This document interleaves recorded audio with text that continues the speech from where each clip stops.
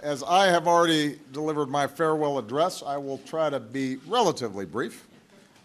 But I just want to get some folks together to pay tribute to somebody who's not only been by my side for the duration of this amazing journey, but somebody who has devoted his entire professional life to service to this country.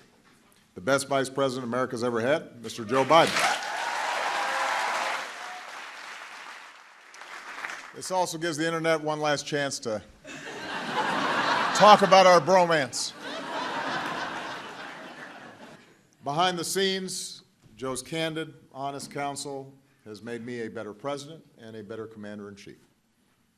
From the Situation Room to our weekly lunches to our huddles after everybody else is cleared out of the room, he's been unafraid to give it to me straight, even if we disagree.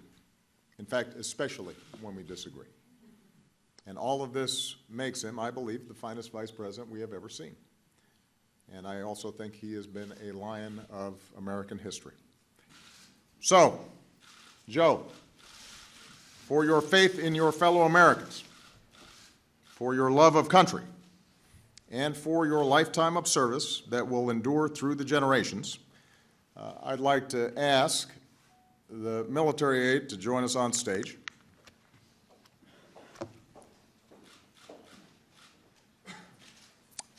For the final time as president,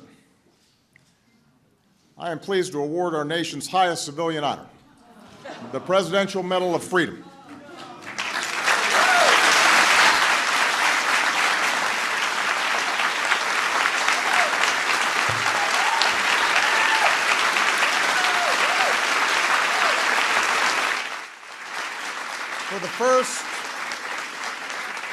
For the first and only time in my presidency, I will bestow this medal with an additional level of veneration, an honor my three most recent successors reserved for only three others, Pope John Paul II, President Ronald Reagan, and General Colin Powell. Ladies and gentlemen, I am proud to award the Presidential Medal of Freedom with distinction to my brother, Joseph Robinette Biden, Jr.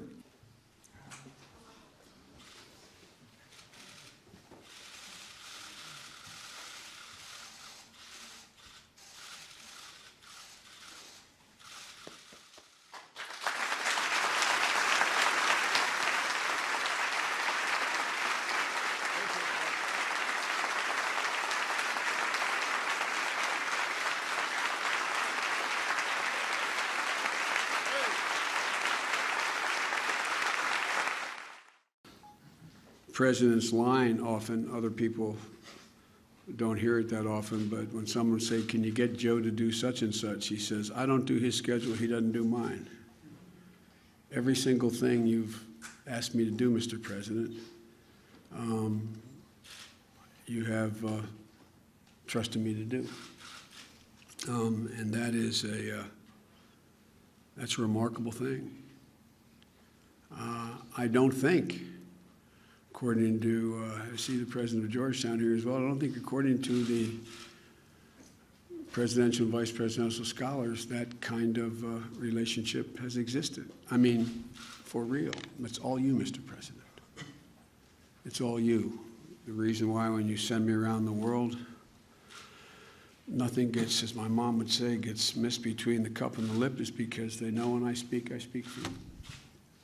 And it's been easy, Mr. President, because we not only have the same political philosophy and ideology, I tell everybody, and I've told them from the beginning, and I'm not saying this to reciprocate, I've never known a president, and few people I've ever met, my whole life I can count on less than one hand, who've had the integrity and the decency and the sense of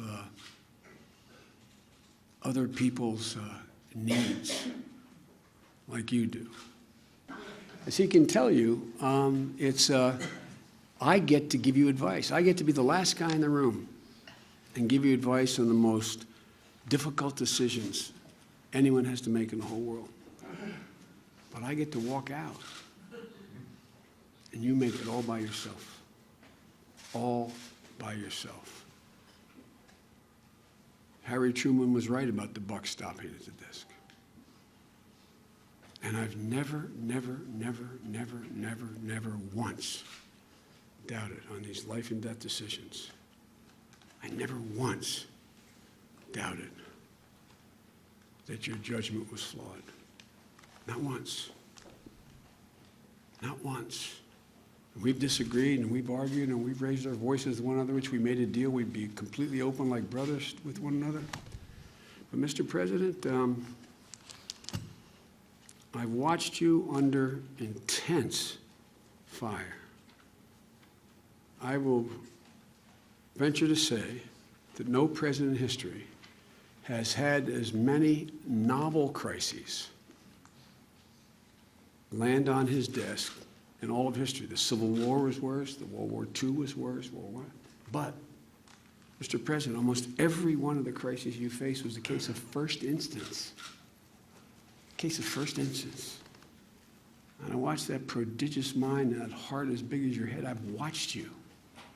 I've watched how you've acted.